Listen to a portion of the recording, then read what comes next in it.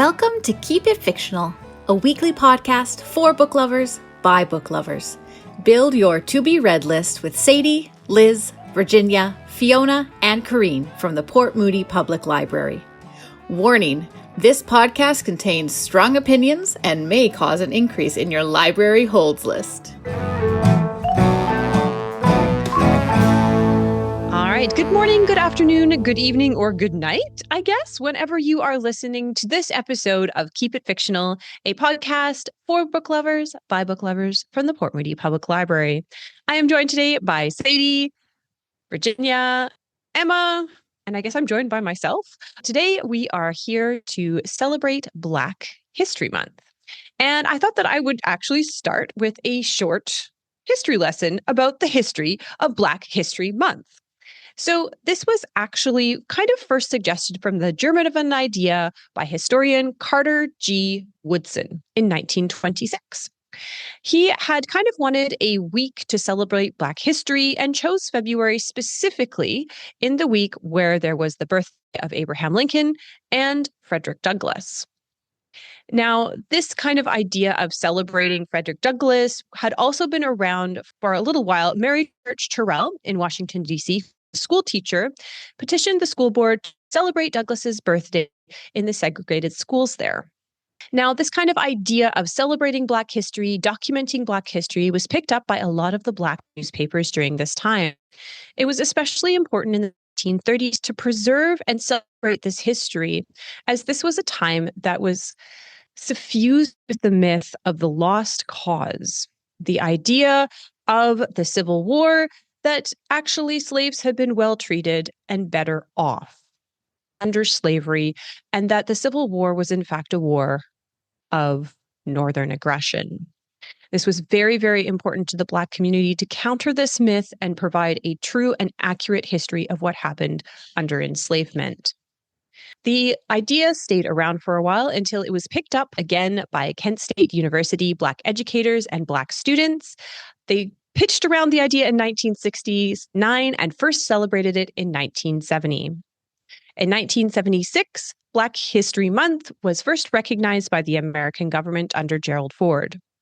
Now, in Canada, unfortunately, this was not actually put forward until 1995. So, Jean Augustine, who was the first Black Canadian woman to serve as federal minister of the Crown and a member of the Parliament, put forth the idea of commemorating Black History Month in Canada. And it was in 2008 that Senator Donald Oliver, the first Black male to sit in the Senate, moved the Senate to accept it. Now in February, according to the Canadian government, we celebrate the achievements and contributions of Black Canadians and their communities who have done so much to make Canada a culturally diverse society. Now, as we say whenever there is a month to celebrate a community, we say that you should be doing so all days of the year, all months of the year, all hours of the year. And so we have chosen to celebrate 4 amazing Black authors for you in recognition of this month.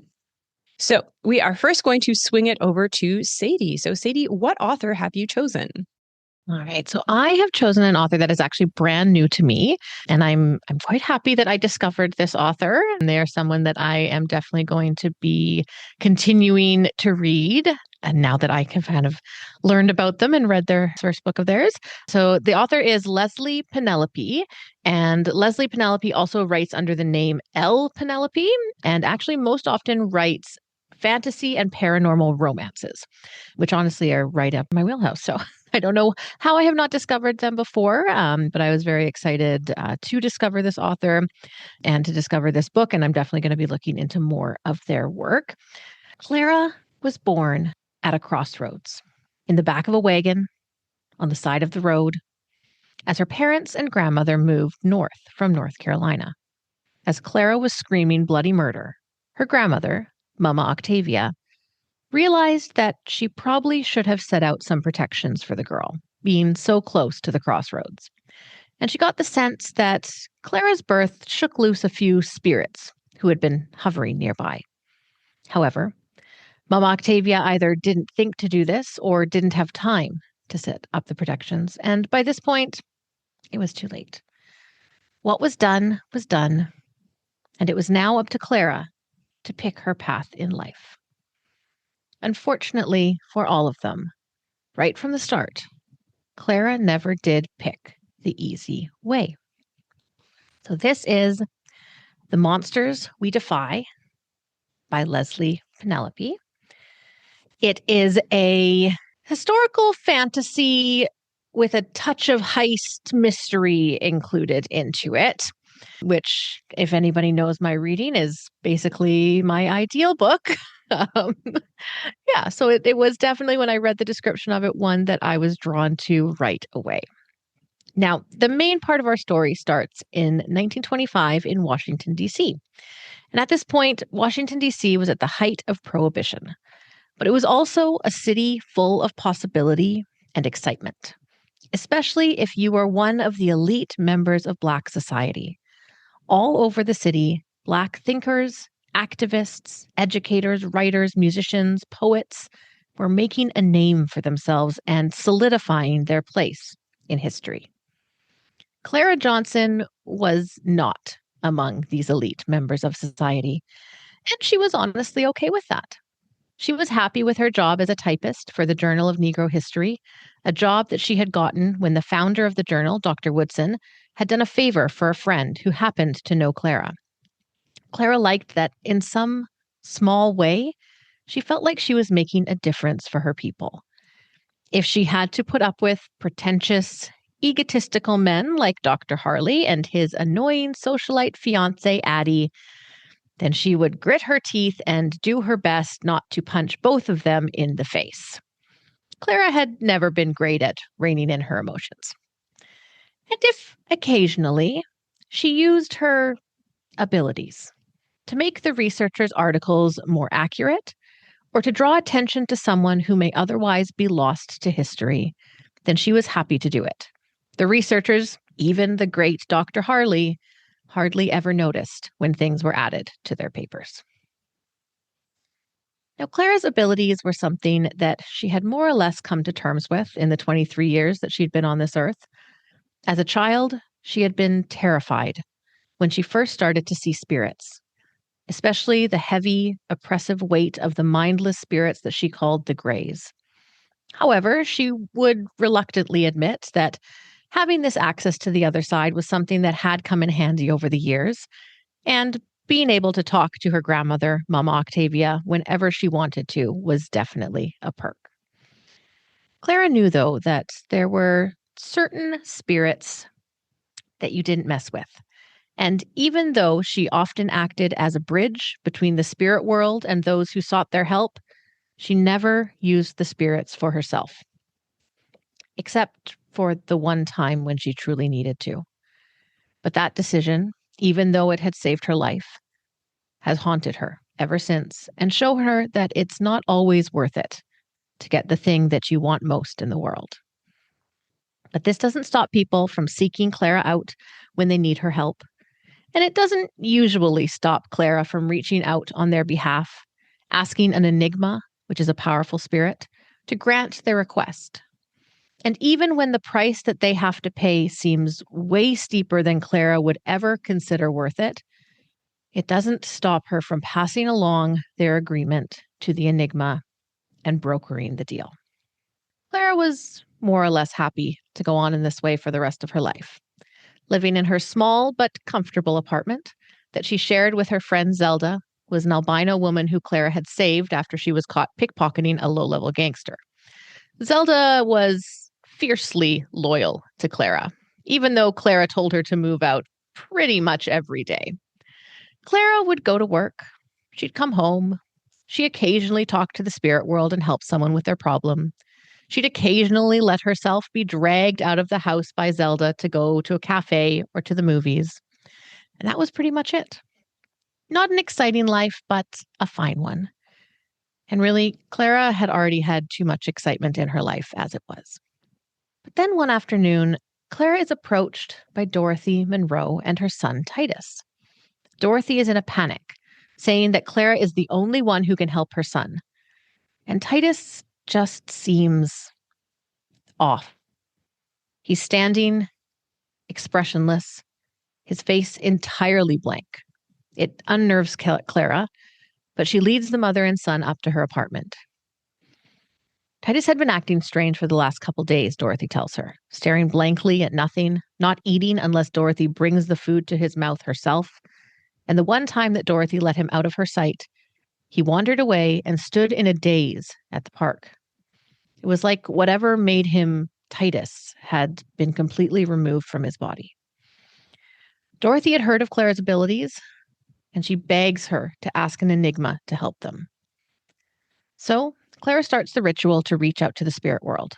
Now, usually, Clara wouldn't have to wait too long before some enigma would answer her call. But this time, not a single one answers. She tries again. Still silence. So Clara tries something she hardly ever does. She tries to summon one particular enigma, the Empress.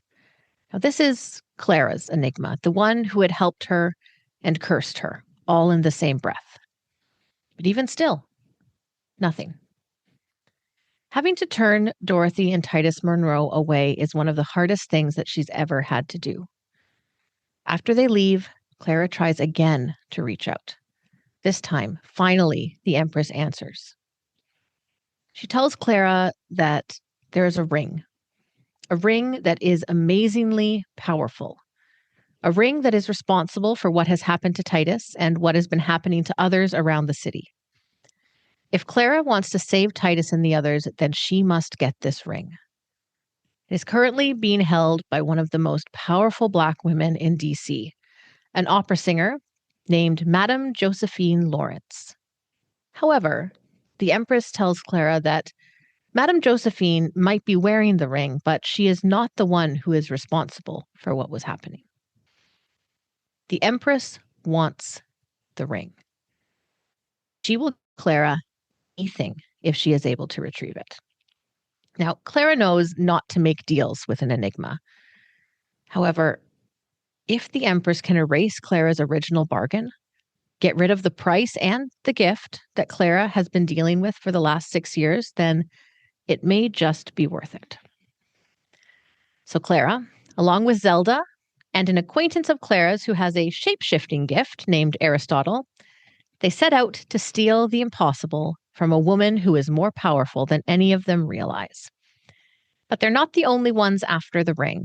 And after Zelda almost loses her life, Clara and her friends are forced to look deeper into the ring, deeper into the spirit world and the Empress, and figure out why this particular ring is so important to them in the first place, and what they're willing to risk and to gain to get it. Carrie Clara Minor Johnson was hardly a footnote in history. A few headlines from 1919 mentioned her, but after that, she was more or less kind of disappeared from the records. However, her story stayed with author Leslie Penelop from the time that she heard it. A Black 17-year-old girl who was accused of shooting and killing a white police officer during the 1919 race riots in Washington, D.C. When 2 police officers stormed into her and her father's home, Carrie and her father hid under the bed. They fired shots at the 2 intruders. The police fired back, injuring both Carrie and her father. There were 18 bullet holes left in the door of Carrie Johnson's bedroom, and Detective Harry Wilson was dead. Carrie would stay in prison for 2 years after being convicted of manslaughter. However, she was finally granted a new trial and was able to plead self-defense. When Penelop read Carrie's story, she immediately saw the parallels between her and Breonna Taylor and many other young Black people who are not as lucky as Carrie to have survived their attacks. Because of this and the desire to write an ending to Carrie's story that was in many ways left out of history, Penelop chose to make her the protagonist of the Monsters We Defy, using Carrie's own history as the basis for Clara's story. This book was wonderful. I absolutely loved it. The setting was super immersive. I think that Penelop did a really great job of bringing the reader into what Prohibition era DC would have been like or could have been like. The magical elements were really engaging and a cool blend of spiritualism and a more kind of mainstream idea of magic and fantasy. The characters were all really interesting. And what I liked about it is that each one was actually given quite an in-depth backstory. Every time Clara would interact with or meet, or kind of the first time that one of the characters would be introduced, after that introduction, they would each get their own chapter that would explain their history, that would kind of explain what happened in their life to lead them to where they were when they entered the story. And this really, I think, allows the reader to get to know these characters, even if they weren't always given a huge amount of time on the page. This had the perfect blend, as I said, of history, magic, and heists for me. And I think, as I said again, I've definitely found an author that I will be reading more of. I would honestly love to read more of Clara's story and would definitely be into a sequel or a series that was set within this kind of same world and this revolving around these same characters. I don't think the author has that planned, but, Leslie Penelop, if you listen to Keep It Fictional, as I'm sure you do, if you decide that you would like to write more in Clara's world, I would definitely read it. I would say that if you enjoy a good heist, if you like something historical, but something that also has some magic in it, a strong protagonist, something that is based in a real life story, has characters from real life stories, then I think that The Monsters We Defy by Leslie Penelop would be a really great book for you. Awesome. Thank you, Sadie. It sounds very much up your alley. All right. So I'm going to switch it over into a little bit of nonfiction. The CDC, so Center for Disease Control, has actually kind of characterized racism as a serious threat to public health. Sometimes people think racism is just words or particular workplace discrimination or small actions like microaggressions that are purely psychological. However, the Center for Disease Control says that it has real physical impact on people's bodies as well as their minds, which is just as serious. We do know that intergenerational trauma makes more people or communities more vulnerable to mental health problems. However, not all communities seek help or even have access to help. Racism is embedded into every system that we have, including the medical system. In a study, 33% of Black patients were not offered patient-centered care or conversation. Due to the history of the medical establishment, Black experience with medicine, with psychology, has been infused with racism and often exploitation. For those who are suffering from mental health issues, they may not be able to find a therapist that truly understands them and their community. According to the American Psychological Association, only 5% of those working in the field are Black. Often, Black patients express that they would like to find a therapist from their own community who will understand their lived experience. And so, because of this lack of access, a lot of people are seeking help and not sure where to find it. There is a lot of slack given to TikTok psychologists or people working on to try to reach out to their community. But there are also people and professionals really trying to reach their community and give them access to help, tools, techniques, and skills that are culturally based and can help people who don't have access. Now, I've chosen a book that is written by someone with, frankly, a radical point of view. Tricia Hersey, founder of the NAP ministry, says rest is resistance. Rest is important for your body. It's important for your mind. But rest is also a way for Black people to reclaim their bodies, reclaim their time, and reclaim their sense of self from white supremacy and from capitalism. Now, I think all of us are a little sleep deprived, a little tired. It's Friday morning. And Tricia Hersey tells us to take a rest, to take a moment, to take your time back. Now, Tricia Hersey is a poet, performance artist, an activist. She is a deeply spiritual person, and she has a bachelor's degree in public health. She knows that the effects of sleep deprivation on a body are deeply troubling and deeply, deeply. Apparently, my sleep deprivation is kicking in because I can't even read my own notes. Sleep deprivation is not good for a person, as you can well see by the evidence today. So, sleep deprivation can lead to really serious health issues. So, the top 3 causes of fatality, high blood pressure, heart disease, and diabetes, are all actually rooted in a lack of sleep. If you don't sleep, your organs don't get a rest. The chemicals in your brain, especially those that process trauma, are not allowed to settle. We know that sleep helps with creativity, with memory retention, as you can obviously see in action right now, and also with healing. Being exhausted and being burnt out is part of our culture, and Tricia Hersey says it shouldn't be. She ties this idea of rest, and especially the rest of Black bodies, to the after effects of enslaved people who are often sleep deprived and often not in control or able to rest their bodies when they wanted to. Her tenet is that rest is resistance because it pushes back and disrupts white supremacy and capitalism. She believes that rest is the key to Black liberation, that without it, it is not possible. She doesn't view it as just an idea of self-care, but as an essential building block of activism. That you need sleep, you need rest, you need your body to not just treat it like a machine that can act 24/7, but as something beautiful and divine. She talks about the politics of refusal.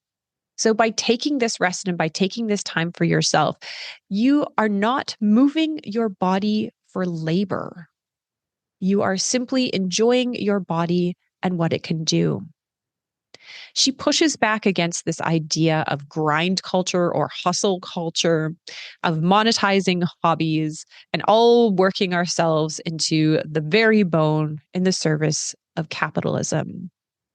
We shouldn't rest to work harder for the man. We should rest for ourselves. You should rest for your body and you should rest for your soul. If you've ever listened to an interview by Tricia Hersey, it is so incredible to hear her speak because she's talking about a rest in a way that you don't often hear. And while I didn't necessarily connect with the spiritual elements of it, I think that her idea of activism as rest, as healing both your mind and your body through the act of rest and taking time for yourself, really is kind of revolutionary. Our culture is absolutely suffused in the idea of work hard, be enough, and your value is based on how much you contribute to the big machine. And she is really saying that rest is enough, but it is also a key component of Black resistance. You can't fight if you're exhausted. Your lack of sleep and giving your body up for the cause is not as important as taking care of yourself, having a rest, and fighting another day. I think that as we're probably moving into another era of activism, her message is really important. That part of taking care of that psychology, part of kind of taking care of yourself is shifting that mindset about the purpose of sleep, that it's fundamental for you and it's fundamental for the work that you're doing. She absolutely centers this within the Black community with her own Black spirituality and her own lived experience as a Black woman. It is a fascinating read into the look of just a different side and approach to life. A lot of psychology is absolutely based in the Western European ideas, and coming at it as another way to heal yourself and heal your soul through spirituality, through community, is just a wonderful paradigm shift for me. So if you are tired, if you're stumbling over your words today, if you're dragging your feet, but you want to fight to make this world just a little bit better, I would absolutely recommend Tricia Hersey's Rest is Resistance. Free yourself from grind culture and reclaim your life. All right. Well, it wouldn't be Keep It Fictional if we weren't slightly cheating by taking an opportunity to promote a couple more authors, as is tradition. So why not? Emma, what other authors would you recommend picking up? Some of my favorite Black nonfiction authors, Hanif Abdurraqib, who I think I spoke about last year in that Black History Month episode. He's written really cool stuff about like music and basketball. So if you enjoy that kind of thing, really fun essays to read. I also love Roxane Gay, Angela Davis, someone who I read a lot in university, James Baldwin, someone who taught me how to be a teacher, and Bell Hooks, kind of for the same reason. Those are some of my favorite nonfiction writers. I also really love the book Citizen by Claudia Rankin, kind of a cross between nonfiction and poetry. Poet I really love is Dinez Smith. They're from Minneapolis. Really great poet that writes for Grey Wolf Press. A book that really impacted me when I read it in undergrad was Passing by Nella Larson. And that kind of idea of passing has really stuck with me, especially in a lot of the other like more historical Black literature that I've read. Not a book, but a movie recommendation is I recently watched Black Klansman for the first time. And that film is based off of a memoir by the author, the character in the movie. And I haven't actually read the book yet, but Kate started it and has been really enjoying it so far. So there's a recommendation if you want a good film to watch this weekend. I really enjoy Akwaeke Emezi's young adult work is really interesting, especially if you like more like queer supernatural science fiction. And then we have to shout out some kids authors, Jacqueline Woodson, Kwame Alexander. And I know Kareen loves this book, but When Stars Are Scattered by Omar Mohammed. If you want a kid's graphic novel that'll just like really make you weep, that one is very, very impactful. It's about being a Somali refugee in Kenya and then moving to the United States. But it also has some really excellent disability representation in it. So I really loved that book as well. All right, awesome. Virginia, what about you? The first person that came to mind, because there's so many, would be, because I'm waiting for one of the interlibrary loan from this particular author, is Ngugi wa Thiong'o, a Kenyan writer. I still think about his very, very long epic book, Wizard of the Crow, all the time. And I'm waiting for his Language of Languages book that is coming hopefully soon through interlibrary loan. It is about translation and about sort of African languages and writing in your own language rather than writing in the language of the colonizer. So I found that really, really interesting, and I'm really looking forward to reading that. The other two authors, I think, as Sadie pointed out, I'm sure you're listening to Keep It Fictional right now. So just want to let you know, I haven't forgotten about you. I'm looking forward to another book by you at some point. We have Leslie Neka Arima, who's a Nigerian author. She only has one book out so far. It's a short story collection called What It Means When a Man Falls from the Sky. It's one of my favorite short story collection. And it came out in 2017. And so I am eagerly awaiting whatever else you write next. The other person is Novale Bulawayo, who has two books out and almost 10 years in between those two novels. And I love Glory, one of my favorite books that year when I read it. And then, of course, We Need New Names is her first book. Again, I guess if you do the pacing, it'll be 2032 that you will have your next book. I hope I'm still alive then to read it. I'm looking forward to that. And of course, I know I sound like a broken record, but I don't know what you're waiting for. If you haven't read Percival Everett yet, please go read him. He has a huge, huge backlog. Many of them published by Grey Wolf Press, a really excellent independent, a smaller press, so please read his work. They are all excellent. Nice. Thank you. I'm going to start with a book that I almost talked about and then kind of did a coin toss on the SkyTrain this morning. It's Set Boundaries, Find Peace, A Guide to Reclaiming Yourself by Nedra Glover Tawwab. And she has a couple of books out as well. And she does really good books about kind of setting boundaries with family and friends. And she also does a kind of lot of work online, but she is absolutely wonderful. On kind of like the romance kick, Talia Hibbert, Farah Rashan, Alyssa Cole, although now she does some very interesting thrillers, which I have kind of enjoyed. So that's been fun. Kids authors, I have to say Jason Reynolds. I know, Emma, you know it's a cliche, but like Jason Reynolds is absolutely hands down my favorite author that I read everything that he puts out. Emma had the chance to kind of interview him last year, which was very, very, very cool.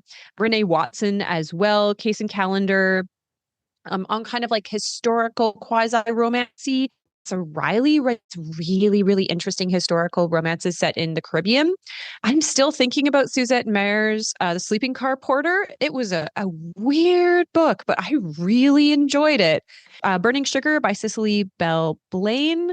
And Harrison Moody is another really great kind of local Vancouver author that he has. Invisible Boy, I think, is maybe the newest one that he has that was quite good. And a book that I'm looking forward to because every year I choose usually like one celebrity memoir to read just to kind of like enjoy.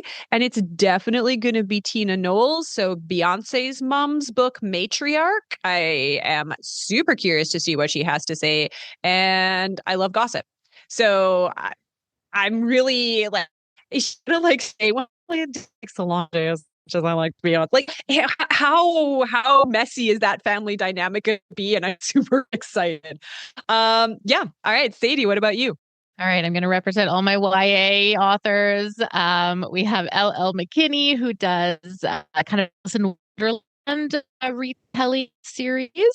Namina Horna, who did Gilded Ones. I've mentioned them so many times on here, but Tracy Dion, Legend-Born series, which was the King Arthur kind of retelling. Oh my God, I wrote it down. Avion Lewis, who does the kind of like high stakes action heist thief YA one. I think I talked about that one on here before. In a nonfiction vein, Dr. Jennifer L. Eberhardt. If you haven't read her book Biased, I would recommend it to everyone. I think that it's absolutely wonderful. It is a very, very interesting look at how we form biases and kind of how they are shaped over time. So yeah, if you haven't read that one, I would definitely recommend that one.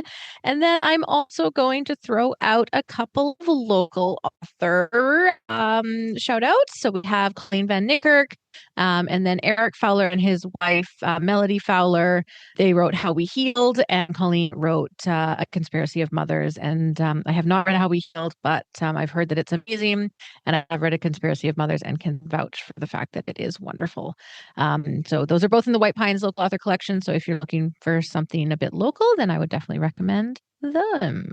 All right. Well, thank you for all of those recommendations. It's really hard when we do an episode like this with such a very broad topic to just choose one. So we end up talking really, really, really fast at our existential question.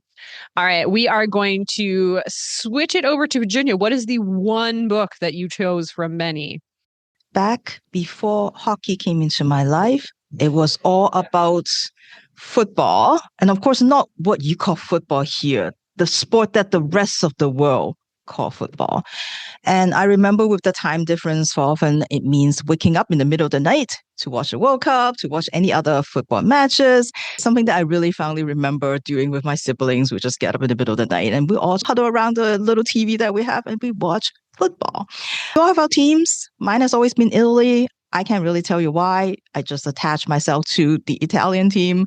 And at that point, the most famous, most popular, the one who's deemed to be the best player is number 10, Roberto Baggio.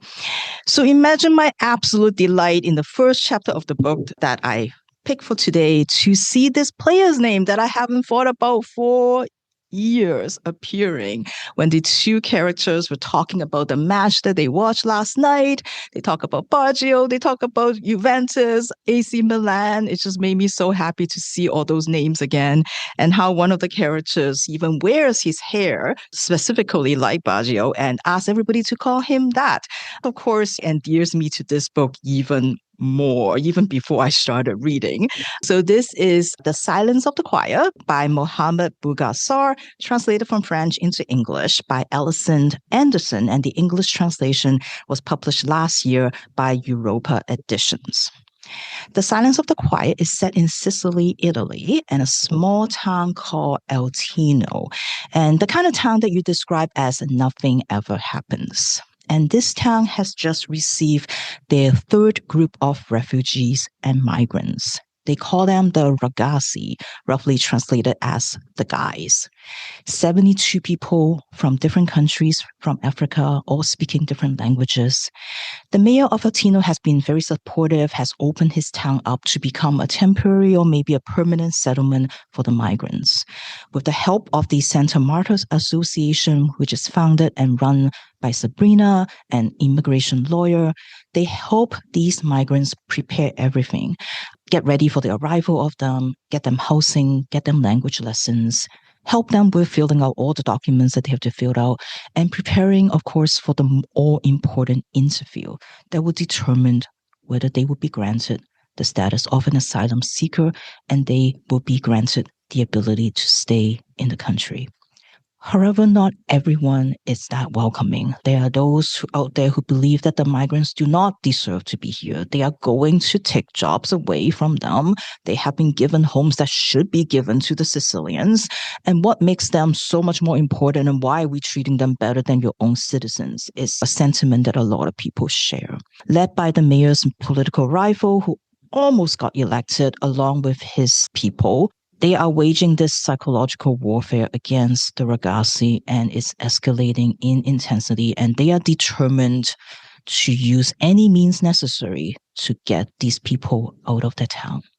So through some more straightforward narration, through news article, through diary entries, through even a section that's presented kind of like a screenplay, we hear from the different voices, as the title might suggest, just a multitude of voices to get that story.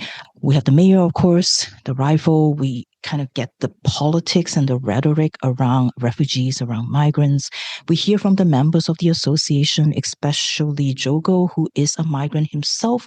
He was likely the only survivor among the many that made that journey with him on the boat that was capsized. He was washed up on the shore and he was rescued by a couple who gave him a home and eventually introduced him to this particular association so that he can work for them, given that he can speak a lot of different languages. So in many ways, he's sort of the communicator, the main translator between these Italians and the migrants, and also in some ways, the main communicator between the readers and I think the book in many ways, because he really has presented a lot of there's a lot of aspects to him and he kind of in many ways represent so many of these different sides of the story. There's Lucia, who hasn't spoken for 4 years and has lost her voice because of a family trauma. There's Padre Boniano, who is a priest who is blind but sees more than you think, a priest who is old but definitely a force to be reckoned with, that got really irritated whenever the other members of the association have meetings without him because they think that he's too old to participate. Of course, and also the migrants, particularly Foseni, who is weighed down by that guilt and the shame that many of the migrants share, because you know that there are so many sacrifices that other people have made so that you can leave the country, so that you can be here. And the guilt that you feel, or that you feel like you're being a coward because you're not able to stay in your own country. And then many, many other voices. And when we see how this town changes because of the arrival of the migrants, this book really demands us to look at our own attitudes towards the migrant crisis. I think what makes this book so effective in doing so is that it never presents a black and white or just a singular message, even though you know what the author thinks and you know what he hopes that this book can give that message to us. It's never straightforward, and he never hides from the gray area. He never hides from sort of the doubts and those nuances. And he gives us the good and the bad of everyone, the Italians, the ragazzi, and he is trying to show us all aspects of that humanity, the ugliness, the selfishness, they exist everywhere. And he's not trying to say that each character only has that one side. And I think that's what makes the book really powerful, and it really makes us really look at ourselves. Because very often, even things that are well-intentioned, even things that we feel like are trying to help, it might actually be doing harm that we don't know of. And so what the book really asks us to do, as one of the characters said, is to really make eye contact, look at the people in the face, be ready, and be willing to lift your head up and just face them. That is what they want. They want you to see them. At one point, one of the characters commented on perhaps the people that really see the migrants are the people who actually hated them, that don't want them to be there, because everyone else is so concerned about the Yaa Gyasi and their past. They want to know why are you here? They want to hear the because of, they want to hear the due to, they want to know why you made this journey. And it seems like people can look past this past story that is forever and ever tied to the migrants, whereas the people who don't really care about the why, they want to know, what are you doing here? What do you want from us? And in some ways, they are focusing on the present, and they are acknowledging that these people are here. Let's see, what do you want and what we can do, instead of just focusing on sort of that past narrative and not being able to look past it. The pacing of the book is also really, really phenomenal. Like right from the start, like you could feel that tension. Even in the first scene when we hear from Hosseini, one of the migrants, and he talks about how no one wants to be the first person to open his eyes. This is the morning after they have arrived.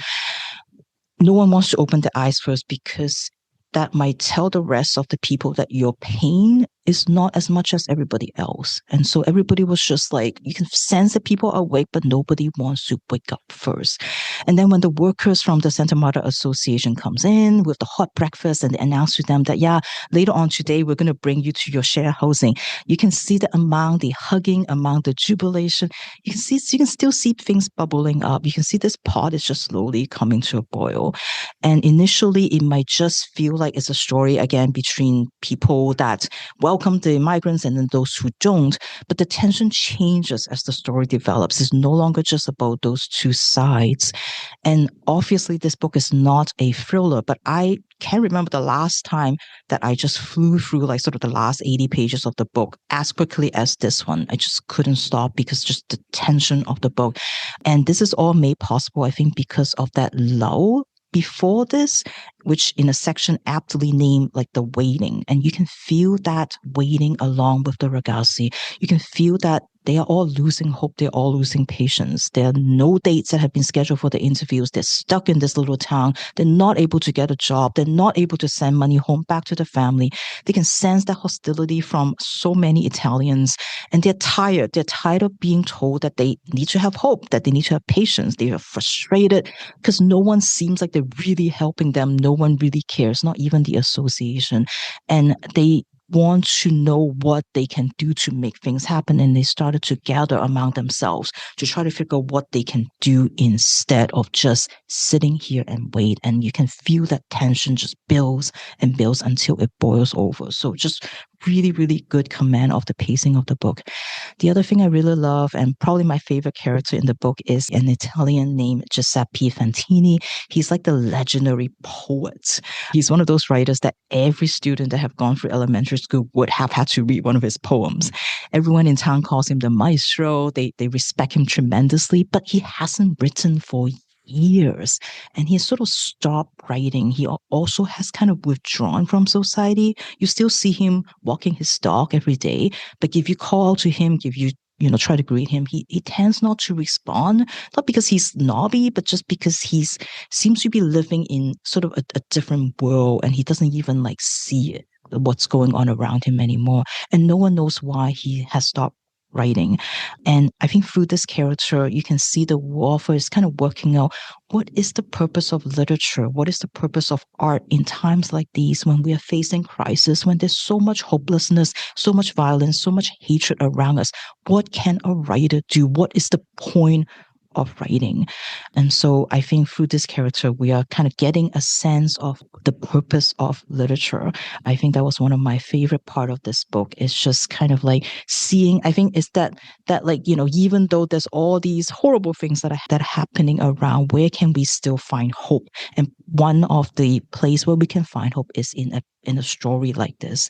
So a really powerful story that really makes us look closely at ourselves, at our own thinking about things that goes on around the world. Highly, highly recommend it. This is The Silence of the Quiet by Mohamed Mbougar Sarr, translated from French into English by Alison Anderson. Excellent. All right. Thank you so much. All right, Emma, we swing it over to you. Which book have you chosen? All right. So like Corinne said earlier, with a topic that's this broad, sometimes it can be really hard to narrow down exactly what book you want to read. I was very lucky this time around in that there's a book that my partner Kate recommended to me ages ago. It's one of their like all-time favorite books, a must-read for everyone. And I was waiting for the appropriate KIF topic to be able to read it for the podcast. And Black History Month provided me that perfect opportunity.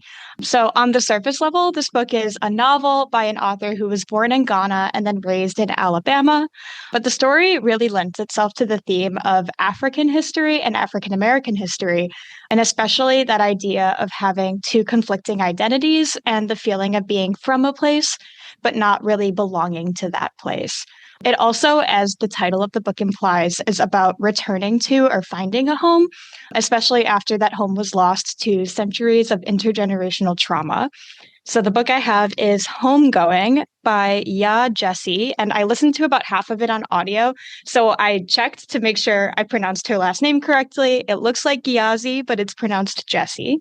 And yeah, this is her debut novel. It came out in 2016, but she has another novel called Transcending Kingdom that was out in 2020.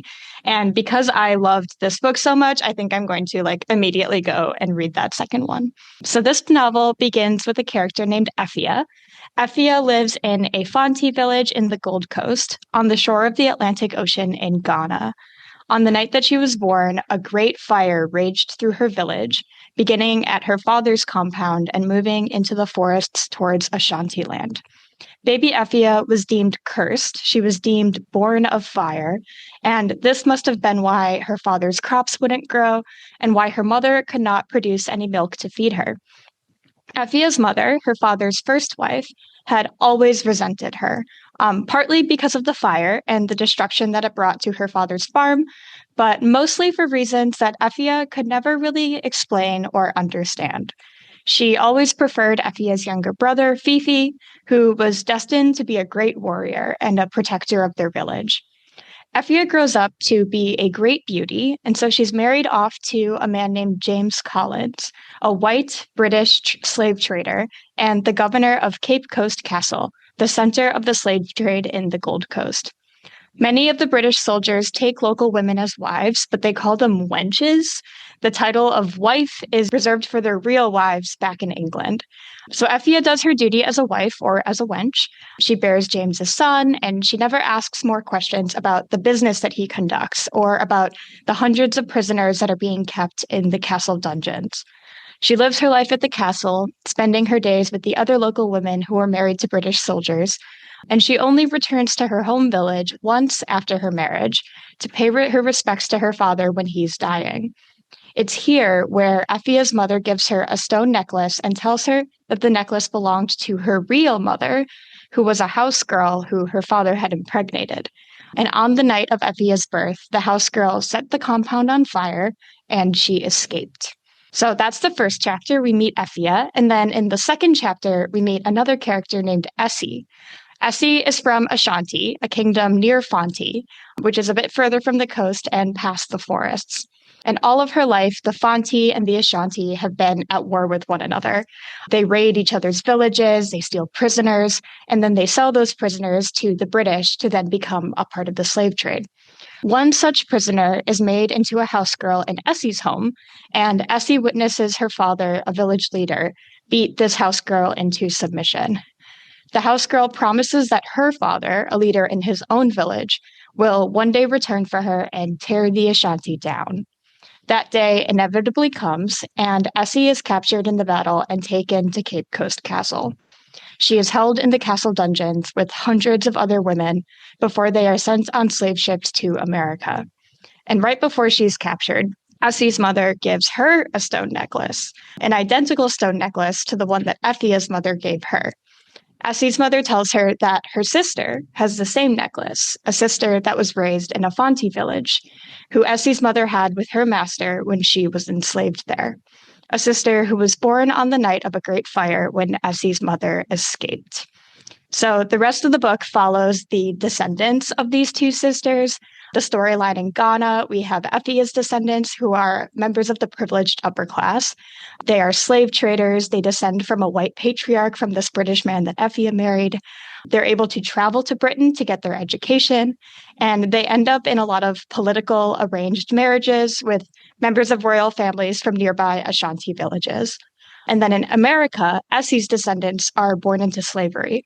Essie's daughter tried to escape north with her husband and their baby, only to be caught by her master, leaving the baby to go north with a stranger.